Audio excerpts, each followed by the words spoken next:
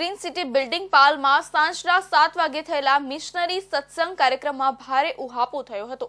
તેમાં લક્ઝરી બસમાં 50 કરતાં વધારે લોકોએ આવીને તેઓના ગાન ચાલુ કર્યા હતા। દરમિયાન આ કાર્યક્રમમાં એપાર્ટમેન્ટના સ્થાનિક યુવાનોને બોલાવવામાં આવ્યા હતા।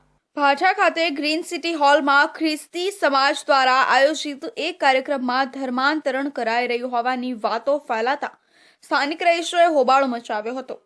ક્રિસમસ પૂર્વે આયોજિત ધાર્મિક કાર્યક્રમમાં સ્થાનિકો પહોંચી ગયા હતા અને ધર્માંતરણ કરાઈ રહ્યું હોવાની પોલીસને જાણ કરી હતી, જેને પગલે ઉચ્ચ પોલીસ અધિકારીનો કાફલો ઘટનાસ્થળે પહોંચી ગયો હતો અને કાર્યક્રમ બંધ કરાવ્યો હતો।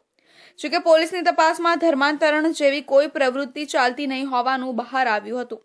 આમ છતાં પોલીસે કાર્યક્રમ બંધ કરાવી 40 જેટલા લોકોને પાલ પોલીસ સ્ટેશન તેડી લાવી હતી।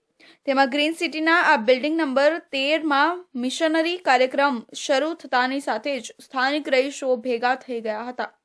આ લોકોએ આ કાર્યક્રમ કરનાર યોગેશ પટેલને કાર્યક્રમ બંધ કરવા માટે જણાવ્યું હતું તથા એપાર્ટમેન્ટના સ્થાનિક યુવાનોને બહાર નીકળી જવા માટે સૂચના આપી હતી। મોડી રાત્રે પોલીસ અધિકારીઓના જણાવ્યા અનુસાર આ લોકોના નિવેદન લેવાઈ રહ્યા છે। સમગ્ર કાર્યક્રમમાં વડોદરાથી ધાર્મિક અગ્રણીઓ આવ્યા હતા। આ કાર્યક્રમ માટે ભાઠા ગ્રીન સિટીના હોલ માટે પ્રમુખની મંજૂરી પણ મેળવાઈ હતી। પોલીસના જણાવ્યા મુજબ ધાર્મિક સામુદાયિક કાર્યક્રમ ચાલી રહ્યો હતો અને ધર્માંતરણ જેવો કોઈ બનાવ બન્યો નથી।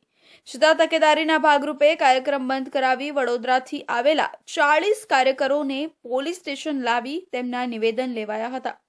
સ્થાનિક રહીશોએ કાર્યક્રમના આયોજક યોગેશ પટેલે આ મિશનરી સત્સંગ સભાનું આયોજન કર્યું હતું, જે બંધ કરવા જણાવ્યું હતું। તેમાં ભરૂચના જોશી અટકધારી એવા એક આગેવાન આ કાર્યક્રમનું સંચાલન કરી રહ્યા હતા। આ લોકો દ્વારા ઈસુ મસીહના ગુણગાન ગાવામાં આવી રહ્યા હતા।